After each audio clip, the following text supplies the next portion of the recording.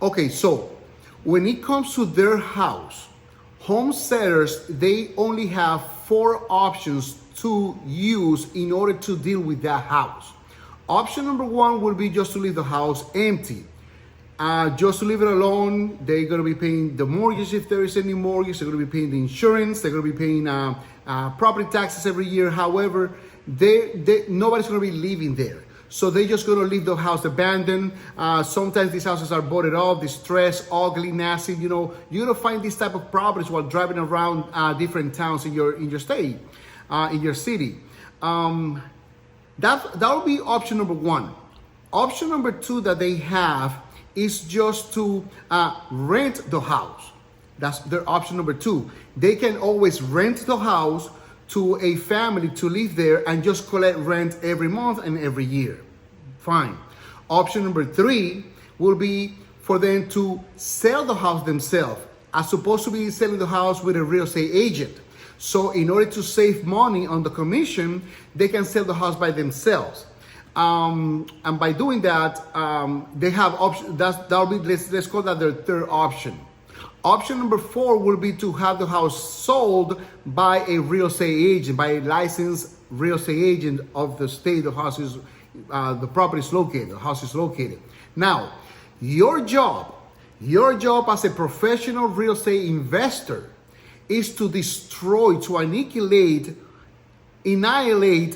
all four of those options, so that you become the only option.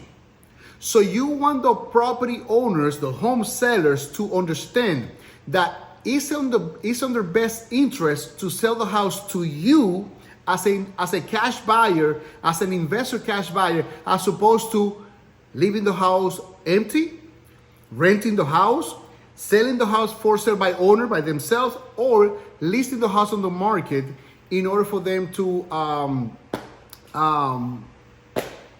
leave it like that, right? Now, check this out. We teach in our Homes2Flip Mentorship program a technique known as neuro-linguistic programming. Neuro-linguistic programming is a set of tools that we use for persuasion that we do and that we apply with home sellers while doing neuro-negotiations. With the neuro-linguistic programming, you're going to be doing neuro-marketing, neuro-negotiations, and neuro-sales. That's techniques that use very specific psychological persuasion techniques that we apply in order to get the best prices and the best terms in the houses that we're buying. One of the tools that we use with the NLP, which is actually the letter for neuro-linguistic programming, is NLP, is called negative phrasing. So basically, negative phrasing is nothing more than just imagine yourself like taking all the lights of the Yankee stadiums in the Bronx, New York, the baseball for the baseball team, and just redirecting all those lights to a specific problem that could occur in the future. Therefore, by using this negative phrasing, you're going to be planting little seeds in the minds of the home sellers in order for them to see a potential problem that most likely they have never seen before talking to you. So your job as a professional real estate investor is to help them see and understand and accept the reality of those problems. Many times home sellers, they have these houses, for many years in abandoned conditions, for instance, in this case, in just abandoned conditions. And they don't understand the hazards that are involved in leaving the house empty. So while I'm negotiating with some of the home sellers, I'm going to be planting different seeds along the way to help them understand the potentials of these issues. So one of the things I will say during negotiations will be something like, well, John or Mary, the house has been empty and abandoned for a number of years. I don't think that the kids of the neighborhood, these kids will break into the house, break a window to get into the house, to do what kids do. which will be fooling around, dancing, drinking, smoking, getting high, and at the same time, getting hurt inside your property. That never happens. So I don't think that'll ever happen to you. Besides, you have insurance in the house, so if something like that would happen, you'll be partially covered.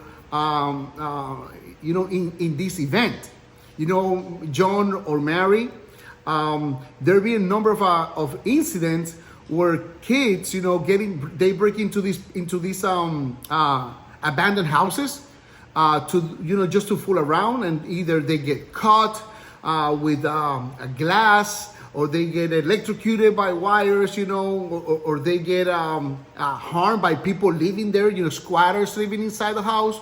So you should not worry about that, because that never happened to you before.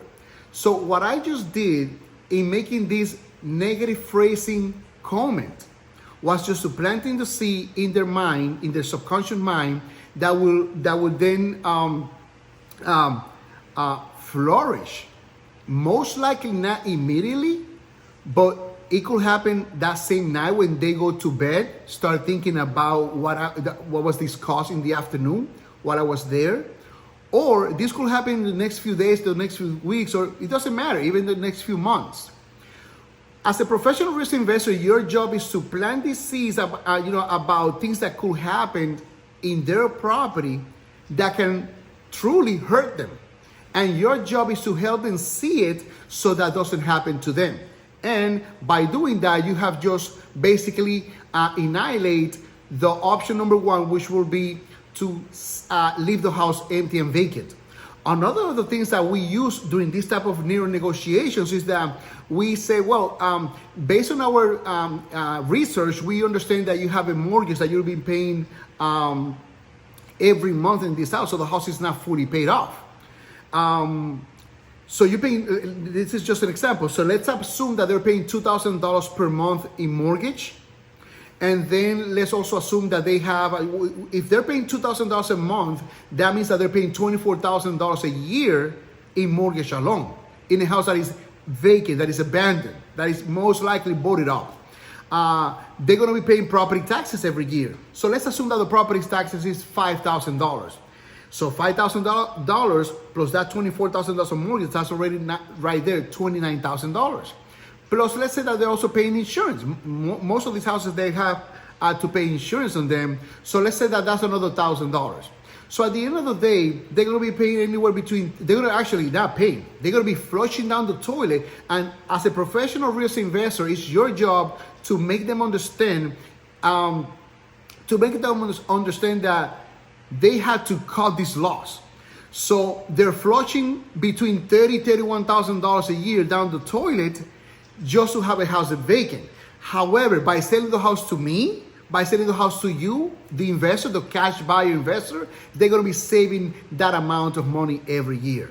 So, and not only verbalize it, not only tell them, you want to print that in a piece of paper so that they can see it. Many people, they learn by listening. Other people learn by seeing with their eyes, of course. And other people, they want to feel it. They want to hold it in their hand. So what we do when we go to this a negotiation with home sellers, we print that out and we have that on the folder. So we want to show them all the amount of money that they are losing and the amount of money that they'll be saving by selling the house to you at that moment. So again, the 4 options that home sellers have, number 1 is to leave the house vacant. Number 2, to rent the house. Number 3, to sell the house for sale by owner. And number 4, to list the house on the market with a real estate agent to get the house sold. So we're going to be destroying or annihilating all 4 options in order for the home sellers to see that you are the only options to sell the house. And that's how we do it at Homes2Flip Mentorship. That's how we do it at Homes2Flip, our investment company. I hope that you like this video. I'm going to be making 3 more videos explaining how to destroy the other 3 options for home sellers to sell you the house right on the spot. I hope that you like this video and learned something new today, and have a wonderful, wonderful day.